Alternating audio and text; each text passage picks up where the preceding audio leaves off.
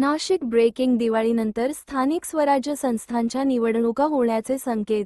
मुख्य निवडणूक आयुक्त दिनेश वाघमारे यांची माहिती. राज्यात टप्प्याटप्प्याने होणार निवडणुका. डिसेंबर एंड किंवा जानेवारी पहिला आठवडापर्यंत प्रक्रिया सुरू राहणार. नाशिक विभागीय बैठकीत नंदुरबार, जळगाव, धुळे, नाशिक, अहमदनगर यांचा आढावा. महत्त्वाचे मुद्दे. मतदार यादी, मतदान केंद्र, मतदान साहित्याचा आढावा. 8500 युनिट लागणार.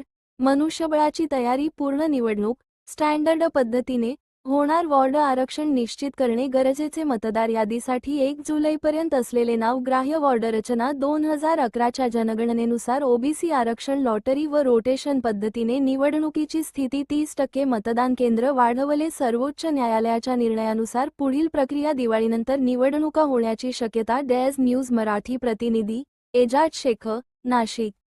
म्हणजे आता अजून डेट ॲज आपण डिक्लेअर करत नाही, कारण की डेट डिक्लेअर केल्यानंतर मग सर्व इलेक्शन लागू झालं, आचारसंहिता वगैरे ते सर्व सुरू होतं. पण टेंटेटिव्हली आमचा प्रयत्न राहील की ऑक्टोबर एंड पासून दिवाळीनंतर ही सर्व इलेक्शन प्रक्रिया सुरू होईल.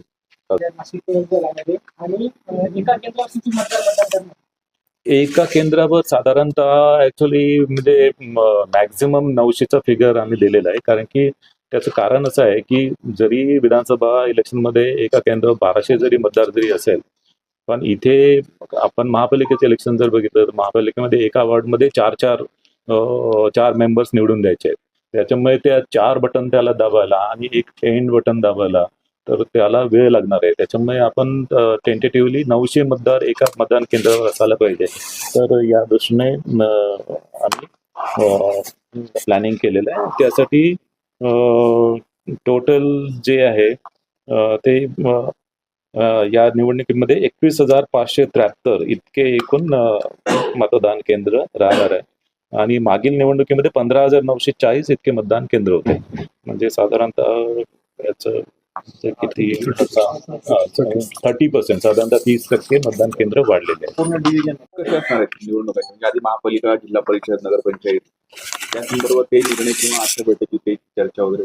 साधारणतः ऍक्च्युली हे जे इलेक्शन्स आहेत ते इलेक्शन्स सर्व एकत्रित कंडक्ट करण्यामध्ये रिसोर्सेसची थोडी अडचण आहे आणि त्याच्यामुळे शक्यतोवर हे इलेक्शन स्टॅगर्ड पद्धतीने कंडक्ट करावं, म्हणजे फेज वाईज कंडक्ट करावं अशा प्रकारचं नियोजन आहे.